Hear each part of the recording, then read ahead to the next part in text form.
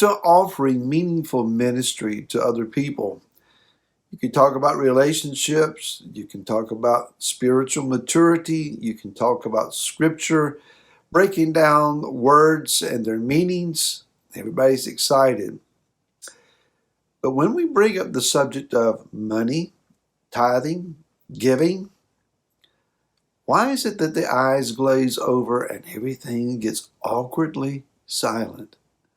Hi, this is Barry Phillips with 10-Minute Torah, day number 4, the Torah portion, Shoftim. Let's go over to Deuteronomy chapter number 18, and let's begin reading with verse 1. The priest, the Levites, all of the tribe of Levi, who have no part nor inheritance with Israel, they are to eat the offerings of Yahweh made by fire in his inheritance. But among his brothers, Levi has no inheritance. Yahweh is his inheritance, as he has spoken to him. And this is the priest's right from the people. From those who slaughter a slaughtering, whether it is a bull or a sheep, they shall give to the priest the shoulder and the 2 cheeks and the stomach, the first fruits of your grain, of your new wine, of your oil, and the first fleece of your sheep. You give it to him.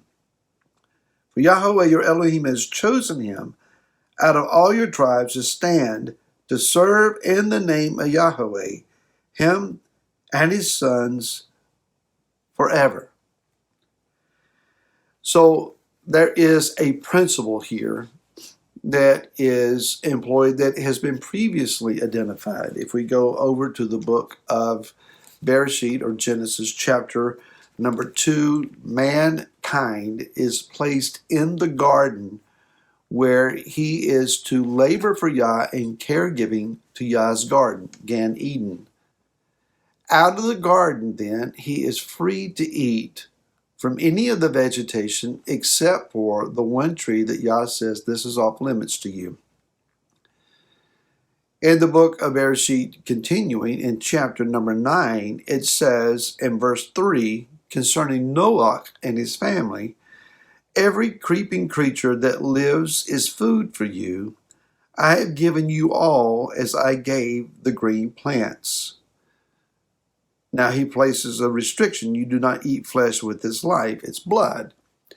And there is the understanding of clean and unclean. Even Noah knew that because in the previous chapter, chapter 8, and verse 20, it says, and Noah built a slaughter place to Yahweh and took of every clean beast and every clean bird and offered ascending offerings on the slaughter place.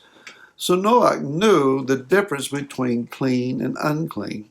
Even when the animal kingdom went into the ark, there's a differentiation between the numbers of those that went in who were unclean, 2 by 2, and those who went in that were clean, 7. And so we understand then that there is a previous knowledge, even to the giving of the Torah at Mount Sinai, of what is clean and unclean. And out of that animal kingdom, because Noah served on the ark with the animals, providing caregiving and labor among the animals, out of the animal kingdom then he is permitted to eat. So the principle is this: whatever you labor in is where you should eat. The principle continues on in the book of Devarim, chapter number 25. Verse 4 says, do not muzzle an ox while it is threshing, that is threshing grain. So when even an animal is laboring and threshing out grain, if it bends over and eats of the falling grain on the ground, don't muzzle the ox and prevent him from doing so. Why? He's laboring in the grain. So again, your work provides your food. Adam was told, even in the application of the curse, out of the sweat of your brow, that which you labor firmly and hard and with sweat and with toil and with even reaping that which you didn't plant, thorns and thistles and briars and weeds, So many of us know how to grow good weeds in our garden. They just take over. But the understanding is when you work in something, out of that, you should be able to expect a return and the satisfaction of your needs. Rab Shaul instructed those that he labored among. He said, I have a right to expect some sort of support from you because I have labored among you. Back in the 1980s, some of you will remember the days where Tele Evangelism, it was filled with glitz and glamour and lights and prosperity preaching and preachers, televangelists in nice suits and so forth, with glamorous wives, or at least they were trying to appear glamorous, sitting on gilded gold looking couches and talking about the blessings that they were walking in, and that you too, our television audience, can walk in this blessing.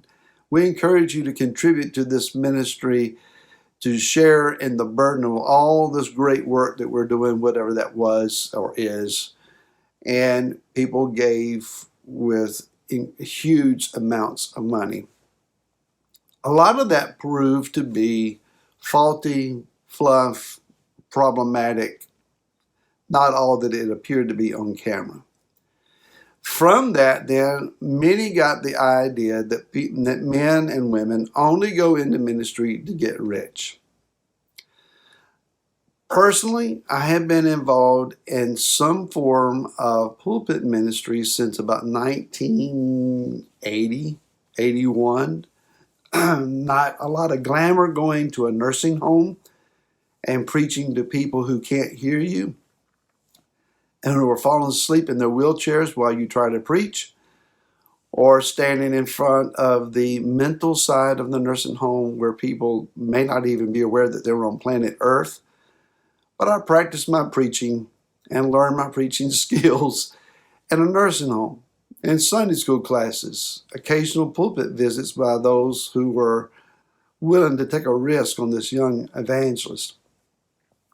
Laura and I have been involved all of our marriage, almost 40 years, in some sort of pulpit style, scripture-oriented teaching, preaching, sharing, encouraging, pastoring, leading congregations. 40 years. Out of 40 years, I can tell you that the peers that I have known over those years, I don't know any that were super rich. Some lived modestly, some comfortably, some were very challenged in very humble living conditions. And they gave it because they were called and appointed.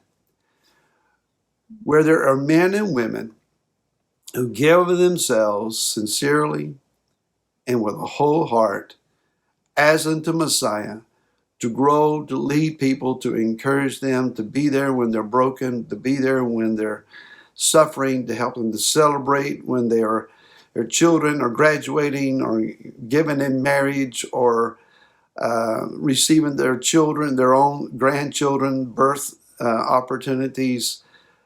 When you have cause to celebrate, when you have cause to mourn, those that are there to help guide you through those times and encourage you, love on you, they deserve your respect. If you have a good pastor, love them. If you have someone that holds your hands, encourages you, weeps with you, laughs with you, bless them. Be a benefit to them and let them know every once in a while, I appreciate what you're doing. Support them financially. Some of you support this ministry. It's very, very much appreciated. I don't do this for the money. I do this because Yah said do this. And I'm doing it out of obedience to Him and also to be a blessing to you. When you have those that love you that way, love them back. Find a way. Send a card. Pick up the phone. But most of all, pray for them. Because they're just as real as you are. And every once in a while, you just never know what they might be experiencing. See you again tomorrow. Then Shalom.